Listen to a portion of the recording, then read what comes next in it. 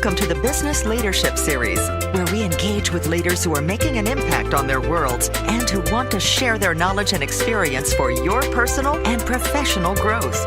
The following interview is designed to inspire you to become the best leader you can be. Your host, Derek Champagne, is the founder and CEO of The Artist Evolution, a full-service agency building successful brands, marketing tools, and campaigns, and also the author of the best-selling book, Don't Buy a Duck. And now, let's begin today's Leadership Series interview. Welcome to the Business Leadership Series, where our goal is to inspire you to become the best leader that you can be. I've got a great guest today. I've got Jeremy Barnhart. He is the VP Franchise Development and the CFO at Apex Fun Run. Jeremy, welcome to our program today. Thanks for having me. Man, I'll talk a little bit about the Fun Run and some of your accolades. You've been in the past named 40 under 40 business professionals in Phoenix, Arizona by the Arizona Business Journal, Finest Under 40 Achievement Award, American Express Honors Awards, and as a top performer in Tax and Business Service Division, and several other accolades. And your Apex Fun Run, really impressive here, in 0 to 77 franchises in just 3 years, served over 1,200 schools in 20 states, raised over $20 million for elementary schools in those states. Congratulations on that. Thank you.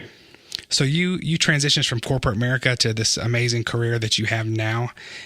Give us a little bit of your backstory. Kind of start from what you're passionate about, and then what led you to actually creating this Apex Fun Run.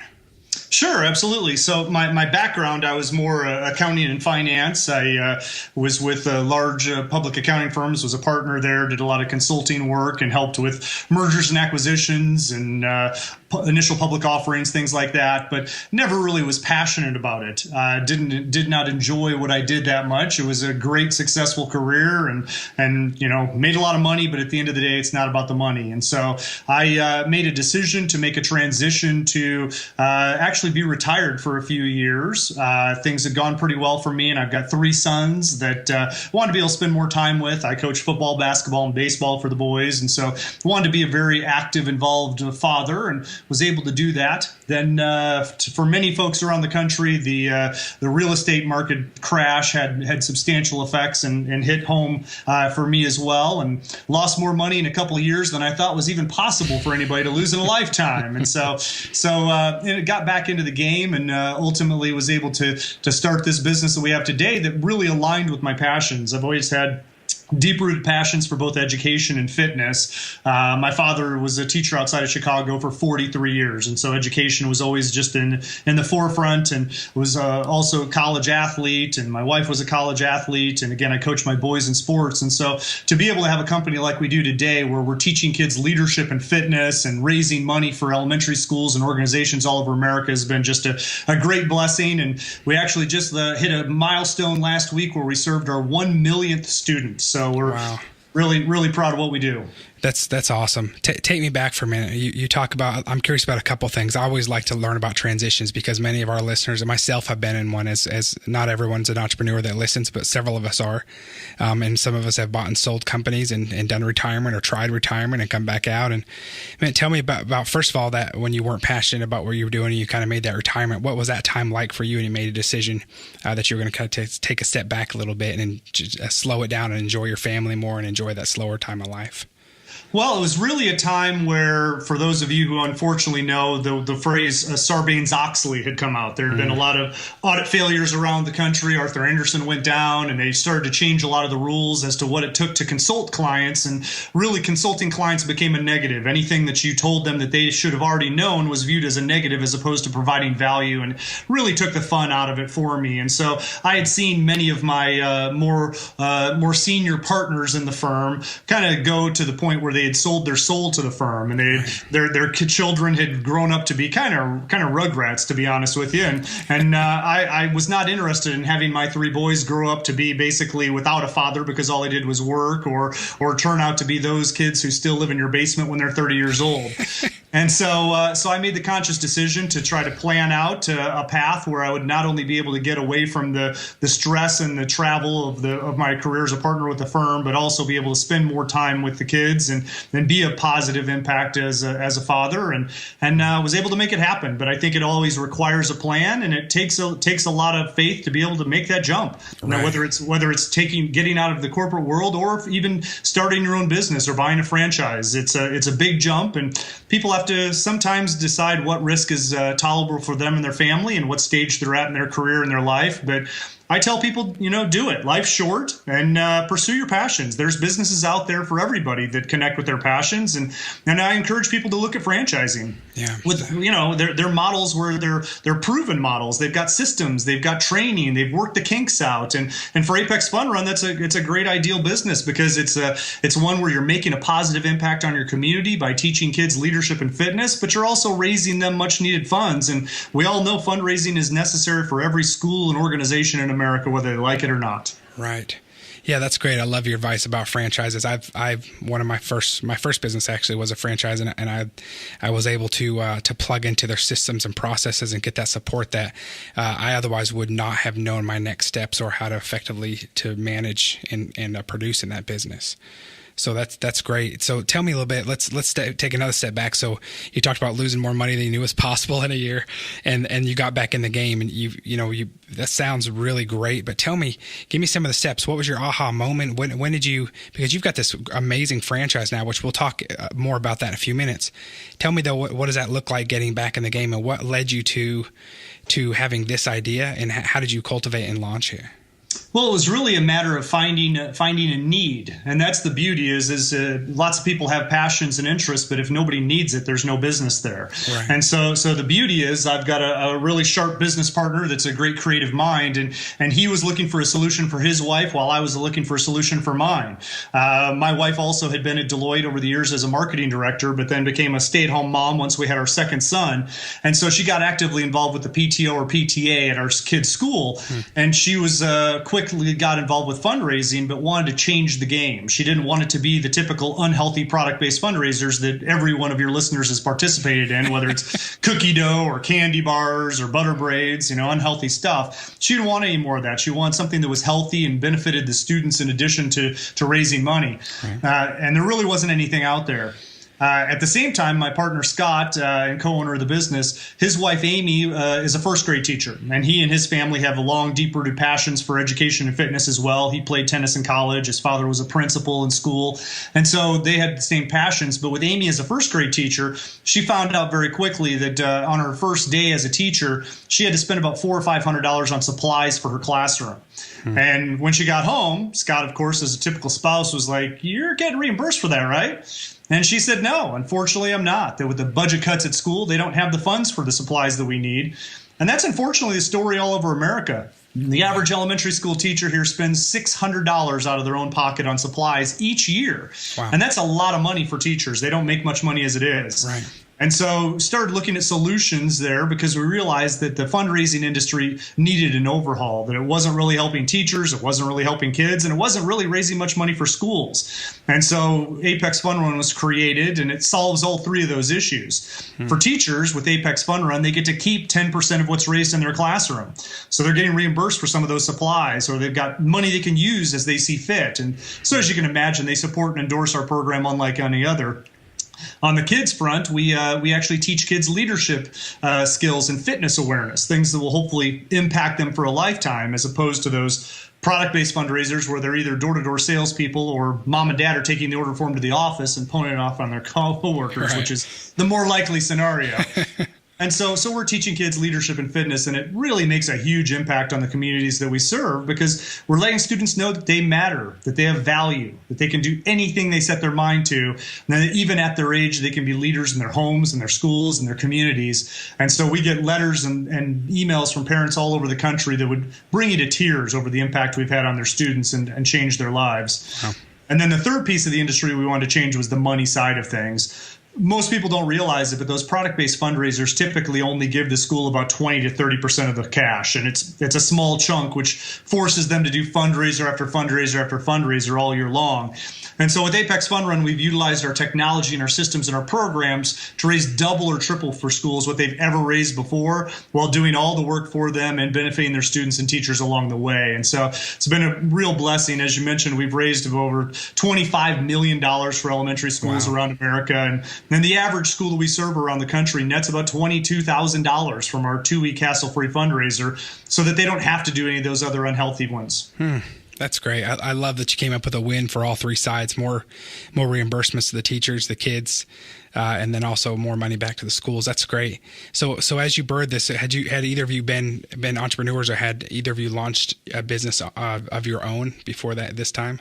Yes, we both had. So we both had that entrepreneurial bug and spirit. And Scott had gotten his MBA in entrepreneurship from a school in Texas, and we both had that. I had started a variety of businesses, and over the years with the firm, I'd obviously seen every type of client under the sun, and so I had the benefit of learning both the good and the bad. You know, some do well, some don't do well, but I was able to really take from those the things that worked, and I'd had a variety of franchise clients with the firm over the years as well, and so I saw this as a great opportunity to franchise our business, because it's really a community-based business where we've got local owners who are serving their schools, and they care about those schools and the students in those schools, and it really makes a great local impact. And so we created a great system with training and support and technology that allows our franchisees to really be a one-stop shop in their community. They can serve elementary schools, middle schools, high school organizations, other community sports and things like that, and really be a benefit to their community while making a great living at the same time. Yeah, that's great. I'm in the heart of it right now. My wife is the vice president of the PTO at our second grader school, so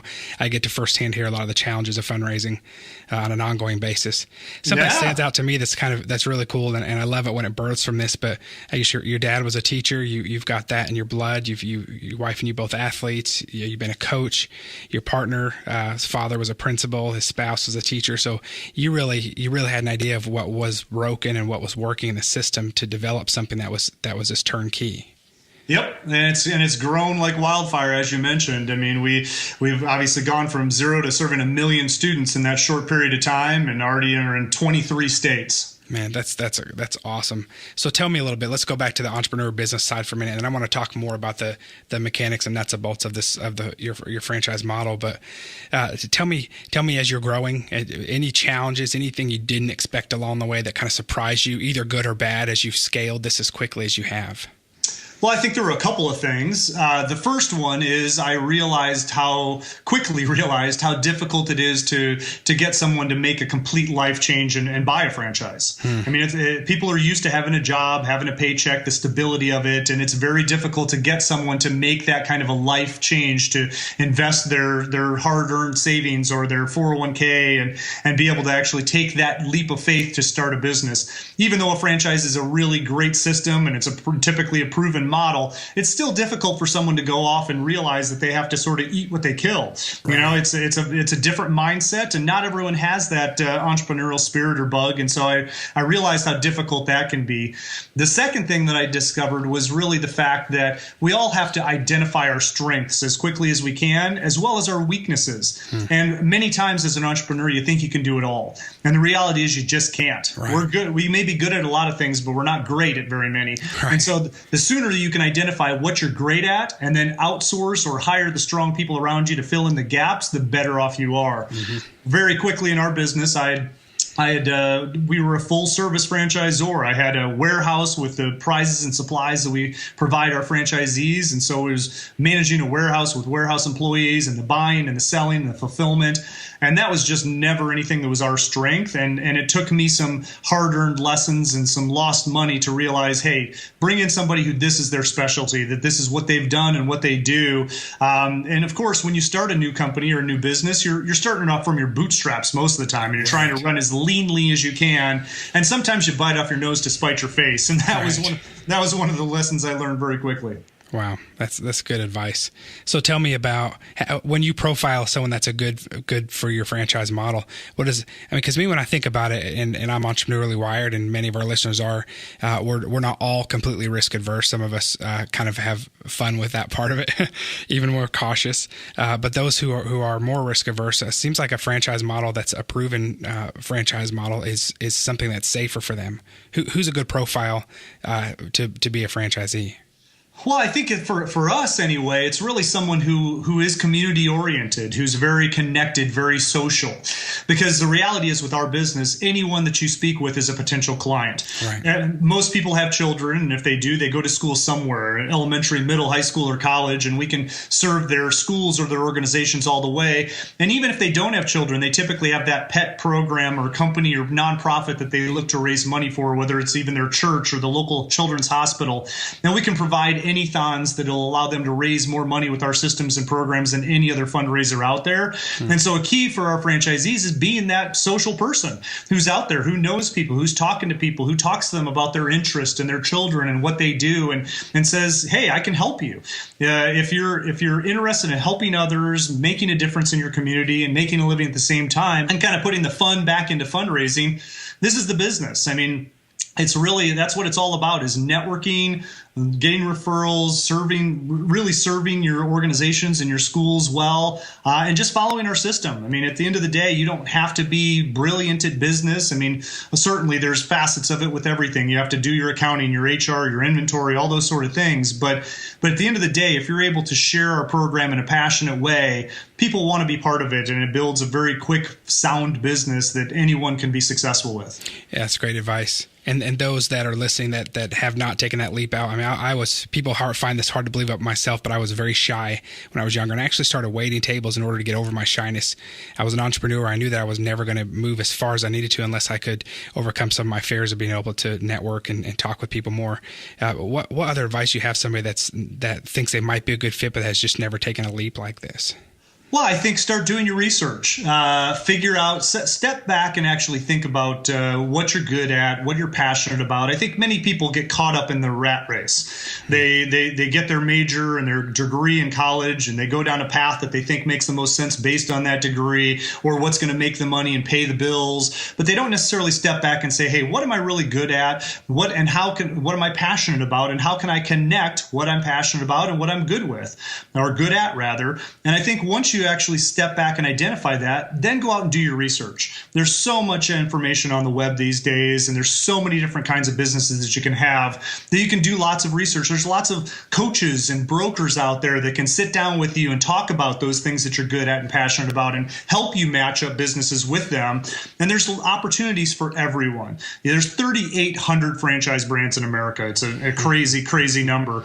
But if you just take a little bit of time, you know, everybody talks about being self-actualized. Well, most people never are. They just keep their head down. They have their career. They go through. They get married. They have kids. They get the mortgage. They get that monthly nut that they've got to hit, and they're sort of stuck in that routine pattern for the rest of their adult lives. But it's important for you to be able to every once in a while step back. Take a little time over the holidays and sit down and write a list. Write a list of what you're passionate about, what you're really good at, and then try to find a business that matches up with it. And go out there and do it. Just try it. You know, make something happen. You only live once, and you don't want to have regrets. Great advice. Yeah. And as I interviewed somebody once who said the worst thing that happens is we go and get another job. It's just failure in the United States, failure where we live is the stakes aren't that high. At the end of the day, they're not always survival. We'll still be able to eat. We'll still be able to provide shelter, and so I think the risks are not as bad as people think sometimes. The what if bad things, what if good things, I'd rather focus on, and especially if you've done your homework and you've got a proven franchise model. Absolutely. And it's a different time now than it once was. I mean, maybe our parents or our grandparents' generation had that one job for 40 years at the same company, and they got a pension and benefits. That's not the case anymore. Most people have 5, 10, 15, 20 different jobs. So it goes to your point that, yeah, go ahead, take a risk, go out there. And if it doesn't work out, then go get another job, because most people don't necessarily have careers as much as they do have jobs. Right. Yeah. And like you said earlier, do your homework on it. And I've had some businesses I've sold that did well, and I've had a few that failed. And I write about that and talk about those, that I wouldn't trade anything on those scars that I earned from those failures, because I learned from them and built something more significant and learned along the way. So a good franchise model has already learned from some of those mistakes. So you're buying into something that's safer and lower risk. Absolutely. So tell me about the importance of mentorship, or tell me where you get your guidance from. Well, I think it goes back to the valuable experience that I had with the firm over the years, and the fact that I had lots of clients that were both publicly and privately held. And so I got to see lots of entrepreneurs, and I always was a listener. I always really tried to take in the information on not only what was successful, but what also was failures for people, to be able to learn from those. And I got involved with local organizations. There are so many organizations in every community around America that you can be part of that have lots of other business owners, lots of other types of entities, organizations, and people love to share their stories. So go out there and get involved with here in Arizona was Arizona Business Leadership that I was on the board of years ago. And there was lots of other types of business owners and business leaders, and people share their stories, whether good or bad. People love to talk. And if you just take the opportunity to ask people some questions and let them share their stories, they're generally willing to do that. And why not learn from somebody else's mistakes than have the expensive mistake of doing it yourself? So I encourage people, go out there, look at the organizations, the networking groups that are in your community, and just have a coffee with somebody, have a lunch with somebody. There's always people who have been in industry of all different types for 30, 40, 50 years, and they love to talk. So let them do it. Just go out there and listen. Right. Yeah, that's great. It's amazing those that will grab a cup of coffee with you for a few minutes if you just ask. Absolutely. So tell me a little bit about, it seems like you really do enjoy what you do, and I like that. I can hear the passion in your voice, and that's always good to hear, especially when you came out of an industry where that was making changes and you weren't completely passionate about some of those changes. What does drive you? What does success look like for you, and what drives you each day? Well, what really drives me is being a good example for my three sons. I feel like I've shown them that you don't have to go out and have a job or work for someone else. You can actually have a business, but also have a business that makes a positive impact in the world. And we're leading by example by having franchisees all over America who then hire young athletes to serve schools and to be able to teach those leadership and fitness attributes to those students. And I'm passionate about the fact that we are making such an amazing impact.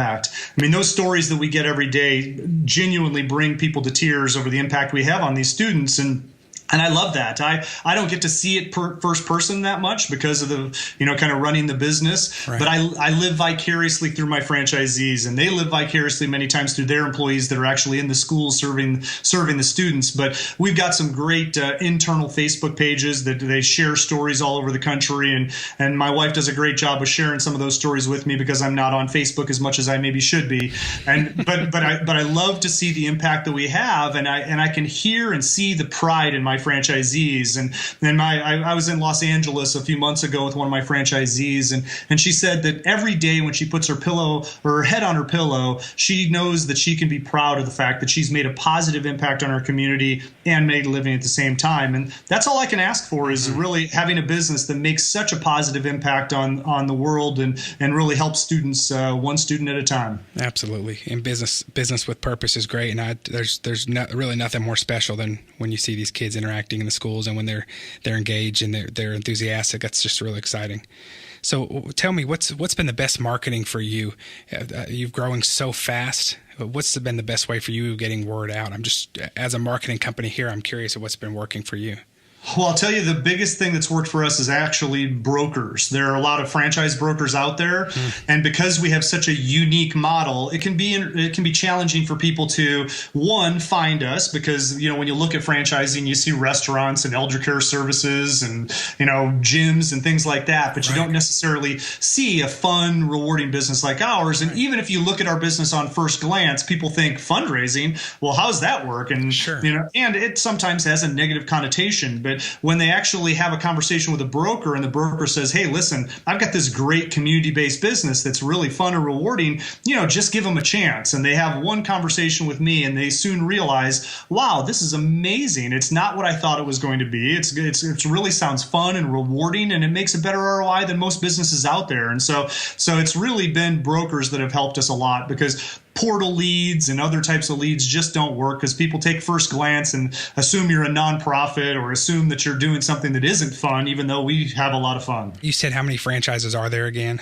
We're just turned over 80. 80, but I think you were saying in general out there, like 3,800. 3,800. Okay, and Yeah. I'm looking at some other accolades for Apex Fun Run. It's 77th fastest growing in the U.S.